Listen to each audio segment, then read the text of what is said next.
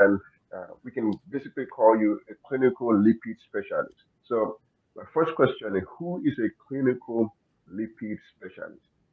Yeah, so with clinical lipid specialist is interesting because when you're a physician, you can actually take the board exam to be a clinical lipidologist. But there's a very, very similar, nearly identical board exam that you can take if you're a PA, if you're an NP, if you're just somebody who decides to become a lipid geek, and you maybe you read this book and you get the itch and you just want to join the crowd to be a lipid specialist, and you can sit for that board exam. You generally have to have some clinical experience in some capacity, but there are people who are registered dietitians who are clinical lipid specialists who have taken that board exam. And so I think it's fun. I mean, I think tests are fun though, because I'm kind of a weird guy. But I have actually helped many physicians study for their lipid board exams. I've helped many other advanced practice providers study for their lipid board exams. I like these things and I write books about it. So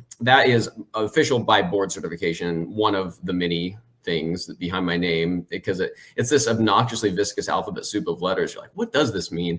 And I fancy myself as some sort of academic platypus, but ultimately it's what I'm best known for these days, because as Tolu mentioned, my first doctorate was actually in physical therapy.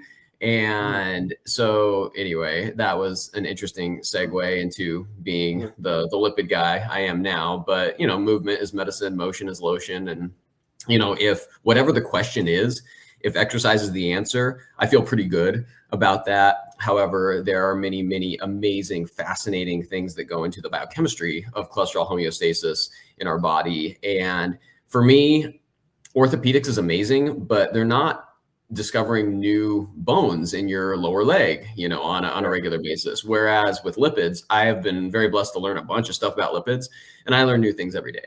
And I think it's amazing and an amazing privilege to be able to continue learning something every day. And if you can immerse yourself in a topic that you know that you're never going to learn at all for sure, then it's a pretty cool thing. Wow, interesting. Thank you for sharing that. Josh, the lipid